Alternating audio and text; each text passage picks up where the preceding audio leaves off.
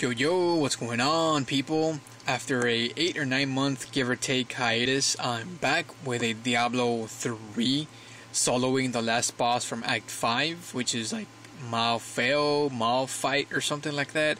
I can't even remember his name, let alone even pronounce it. So let's get down to it.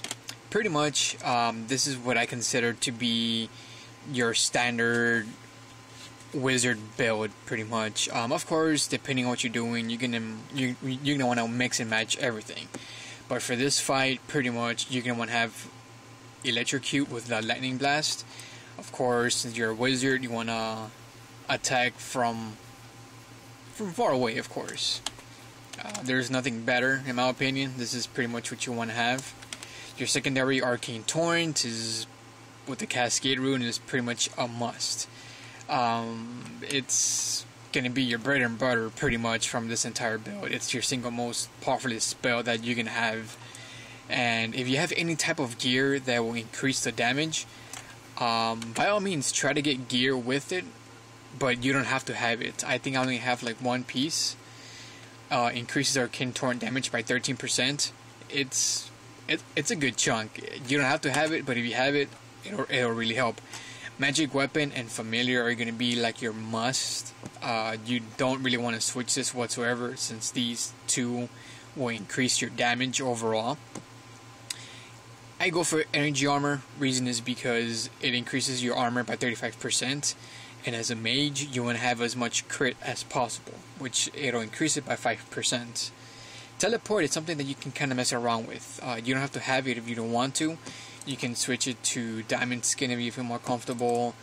Maybe Mirror Image, Arcane, Black Hole if you want. It's whatever you feel comfortable using. Personally, I would recommend it. It'll help you get away from a lot of situations, especially in this boss.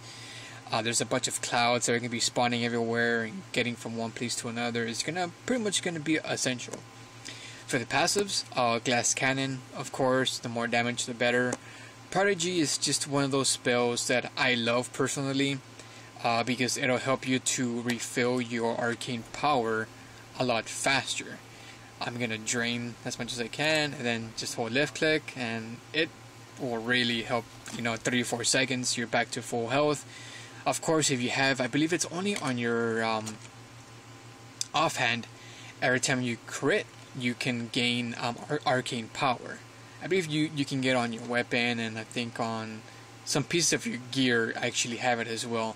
But if you can get it, it will really help. You don't have to have it, it's not a must, but if you can, go ahead. Blur, of course, you want to be as tanky as possible, but not too tanky though. You still want to dish out as much damage as possible. Unwavering Will, for me, is pretty much going to be a must. Reason is because, of course, it'll increase your armor by 20%, your R resist by 20%, and your damage by 10%. Currently, I'm sitting at 983,000. Without it, 920,000. So that 60,000 boost is, why would you want anything else? If you don't want Prodigy, you can switch this for either Elemental Exposure or Odyssey.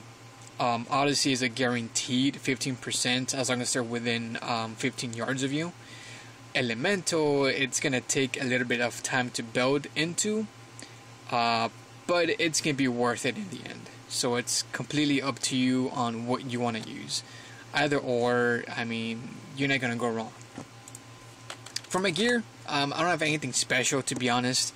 Everything has been dropped from random drops. I didn't craft anything whatsoever. I guess the only thing special that I could have is I do have a 2-piece set of my Tarashas. I got this before the expansion came out, and I just buffed it up with some current gems. That's all that I pretty much did. And as a wizard, you want to focus on intellect, vitality, R resist, crit chance, crit damage, and then attack speed. Some of your gear, it's fine if you have some attack speed. It's not like a must, but if you have it, great. Don't worry too much about it. Now, to see this build in action. So this boss is very easy, especially once you get to know his mechanics. At the very beginning, he's going to want to bash or come at you. You can either teleport away or take the hit.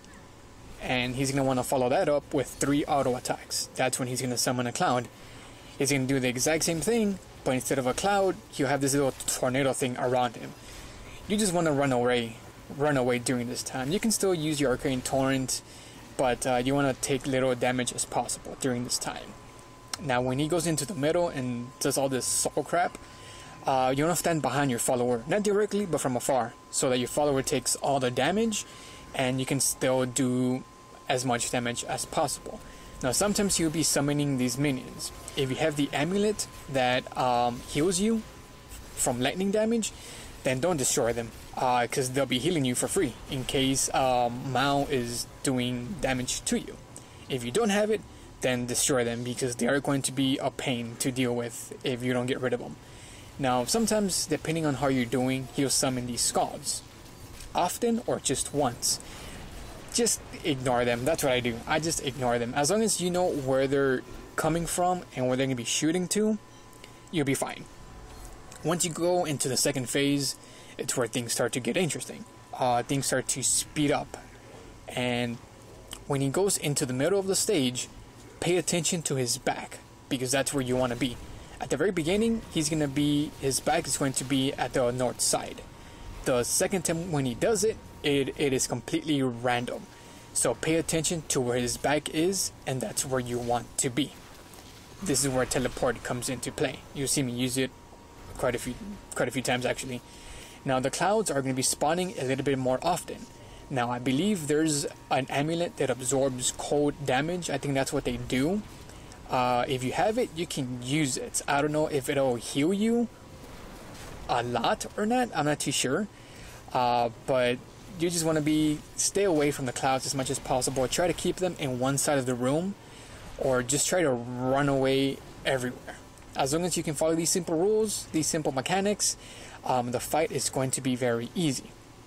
If you have any questions about the fight or about my build, let me know in the comment section below, and I'll get back to you as soon as possible.